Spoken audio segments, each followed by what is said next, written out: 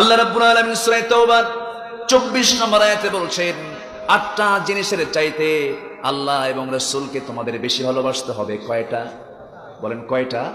1 নম্বর হলো 8টা শ্রেণীর চাইতে রাসূলকে আল্লাহকে বেশি ভালোবাসতে হবে।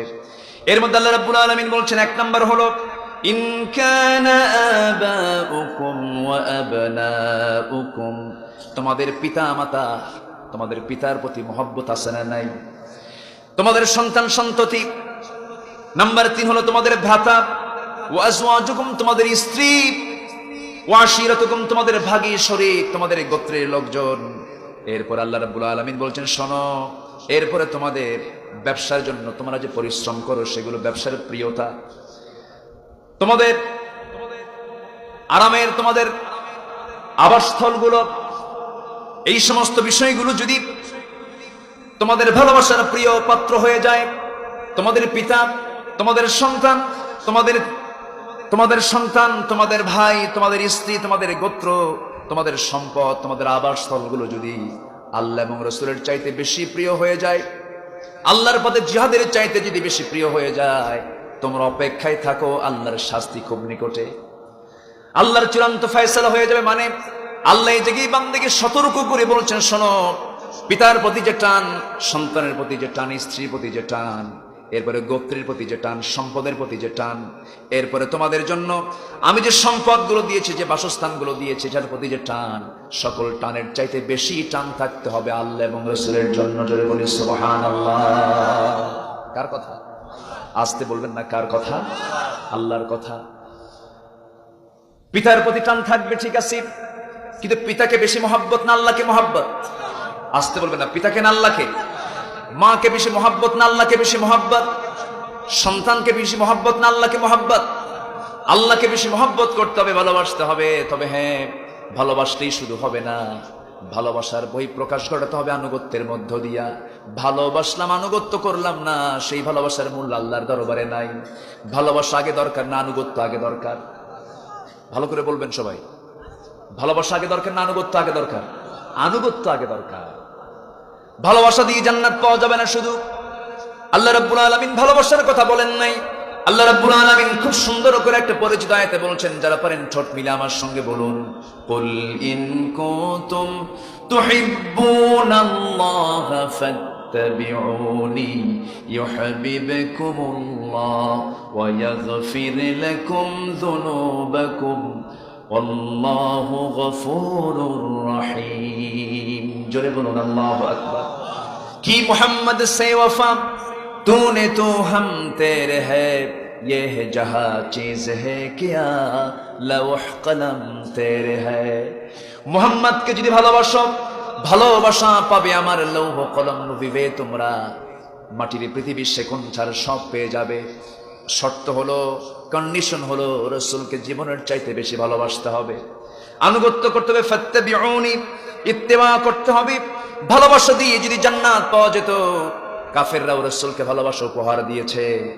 আমার রাসূলের আপন চাচা আবু তালেব ছিল, সেই লোকটা কাফের, কিন্তু জান্নাতি না জাহান্নামী? জাহান্নামী রাসূলকে মহব্বত করেছেন 16 আনা। এই আবু তালেবের ইতিহাস কার না জানা আছে? সবাই কম বেশি জানেন। আমার নবীজির সারাটা জীবনের বিশাল একটা সময় আবু তালেব তার সঙ্গে কাটিয়ে দিয়েছেন। নবুয়তি জিন্দেগির আগ পর্যন্ত তার সমস্ত সকল কিছু ব্যবস্থাপনা করা, বিয়ের কার্য সম্পন্ন করা, ব্যবসা বাণিজ্য শেখানো থেকে শুরু করে ছোটকাল থেকে তাকে লালন পালন করা, এমনকি জেল পর্যন্ত খেটেছে আবু তালেব। এত কষ্ট করে আমার রাসূলকে বড় করেছেন সে আবু তালেব, যদিও একজন কাফের, কিন্তু নবীজির পক্ষে সারা জীবন কাজ করেছেন। আমার নবীজি যখন নবুয়ত পেলেন, রাসূল আস্তে করে বললেন, চাচা, আমি আল্লাহর পয়গম্বর, আপনার কি বিশ্বাস হয় নাকি? আবু তালেব বলতেছে, মোহাম্মদ শোনো, তোমার যে স্বভাব, তোমার যে চারিত্রিক দিক, আমি নিশ্চিত, আমি বলতে পারি তুমি আল্লাহর পয়গম্বর ছাড়া কেউ নও। একটু আস্তে কোন সুবহানাল্লাহ। মুমিন বলে না, কাফের বলে। কাফের লোকটা বলতেছে, রাসূল বলেন, চাচা, আপনি তো মুখ দিয়ে বলে ফেললেন, একটু বিশ্বাস করে আপনি একটু কালিমা পড়েন। আবু তালেব বলছে, মুহাম্মাদেরই আমি আমার কলিজার টুকরা সন্তান দুইটা জাফরকেও দিয়েছি, আলীকেও তোমার হাতে তুলে দিয়েছি। দেখো না, তোমার আমার জাফর তোমার ডানে দাঁড়ায়, আমার আলী তোমার বামে দাঁড়ায়, নামাজে দাঁড়ায়, তারা নামাজ পড়ে। আমি তো আমার সন্তানদেরকে বাধা দেই নাই।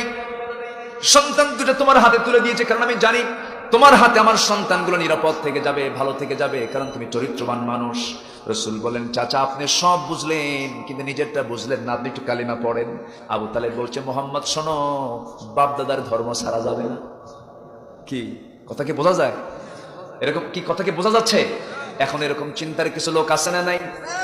বাবা হুজুর আপনি আমারে যা বলেন বলেন, আমার বাপ যে দল করে গেছে সেই দল ছাড়া যাবে না, বাবার দল আগে। আছে না নাই? আছে। এই জাতীয় প্রস্তাব যখন রাসূল দিলেন, আবু তালেব সোজা বলে ফেলল, হাসবুনা, আমার জন্য যথেষ্ট। আমার বাপ মা যা কিছু রেখে গেছে, বাপ দাদারা যা কিছু রেখে গেছে, এটা আমার জন্য যথেষ্ট। রাসূল তাকে আর জোরাজুরি করলেন না, কারণ লাস্তা আলাইহিম বিমুসাইতির, লা ইকরাহা ফিদ্দিন। আমার নবীজি তাকে জোরাজুরি করলেন না। কিন্তু মৃত্যুর পূর্ব মুহূর্তে যখন চলে এলো, নবীজি এখনো হিজরত করেন নাই, এমন সময় হঠাৎ করে অসুস্থ হয়ে আবু তালেব বিছানায় কাতরাচ্ছিলেন। আমার নবীজি আস্তে করে তার শিয়রে বসে চোখের পানি ফেলতে ফেলতে বলছেন, চাচা আপনি আমাকে ভাষা শিখিয়েছেন, আপনি আমাকে ব্যবসা শিখিয়েছেন, আপনি আমাকে বিয়ে দিয়েছেন, আপনি আমার জন্য জেল পর্যন্ত কেটেছেন। ও চাচা, আপনি পুরো কালিমা পড়ার দরকার নাই, শুধু একটা বার বলবেন লা ইলাহা ইল্লাল্লাহ, এতটুকুন আপনি বলবেন, আমি আপনার জন্য বেহেশতের জামিন হয়ে যাব। চাচা আমার নবীজি তাফসীর এসেছে, নবীজি তার বরকতি হাত মাথা থেকে পা পর্যন্ত ছুঁয়ে দিলেন। মাথা থেকে পা পর্যন্ত ছুঁয়ে দিয়ে আমার নবীজি বারবার বলছেন, চাচা পুরো কালিমা বলতে হবে না, আপনি আমার জন্য যা করেছেন আমি আপনার জন্য বেহেশতের জামিন হয়ে যাব। আমার নবীজি বারবার বলছিলেন আর হাতের ছোঁয়া লাগায় দিচ্ছিলেন। হাদিস এসেছে জাহান্নামীদের মধ্যে সবচেয়ে কম শাস্তি আবু তালেবের হবে, কারণ আমার নবীজির বরকতি হাত যে দিক দিয়ে ছোঁয়া লেগেছে সেই দিক দিয়ে জাহান্নামের আগুন স্পর্শ করবে না। কিন্তু জাহান্নামের ভিতরে এক জোড়া জুতা তাকে পরিধান করে দেওয়া হবে। আগুনের জুতা যখন তাকে পরিধান করে দেওয়া হবে, সেই জুতার টকবকে গরম ব্রেন পর্যন্ত টকবক করবে। বলা হবে, আবু তালেব সবচেয়ে শাস্তি কার বেশি হচ্ছে? আবু তালেব বলবে, আমার সবচেয়ে বেশি শাস্তি হচ্ছে। সে আবু তালেব দুনিয়া থেকে বিদায়ের পুরো মুহূর্তে রাসূল বললেন, চাচা একটাবার কালিমার স্বীকৃতি দেন। আবু তালেব বলল, মুহাম্মদ শোনো, আমার জোরাজুরি করে কোনো লাভ নাই, আমার ভাগ্যে কালিমা, আমি কালিমা পড়তে পারবো না, বাপ দাদা ছাড়বো না। হেদায়েতের মালিককে আসতে বলবেন, হেদায়েতের মালিকটাকে। এই জন্য আমরা প্রতি নামাজে প্রত্যেকটা রাকাতে রাকাতে বলি, সবাই বলেন ইহদিনাস সিরাতাল মুস্তাকিম সিরাতাল্লাযীনা আন'আমতা আলাইহিম গায়রিল মাগদুবি আলাইহিম ওয়ালাদ-দাল্লিন। জোরে বলি আমিন। আমরা হেদায়েত চাইবো কার কাছে? আসতে বলবেন না, কার কাছে? আল্লাহর কাছে। আবু তালেবের ভালোবাসা কোনো কাজে লাগলো না, কারণ তার আনুগত্য নাই, ইত্তেবা নাই। কিন্তু খাদিজার ভালোবাসাও কাজে লেগেছে, আনুগত্যটাও কাজে লেগেছে। কেন? আনুগত্য আছে যেখানে প্রকৃত ভালোবাসা আছে সেখানে। এই জন্য আল্লাহ রাব্বুল আলামিন বলছেন, বান্দারে তোর যে ভালোবাসাগুলো আছে সকল ভালোবাসার উপরে আমার ভালোবাসা তুই প্রাধান্য দিবি, নবীর প্রতি ভালোবাসা তুই প্রাধান্য দিবি, আনুগত্যকে তুই প্রাধান্য দিবি।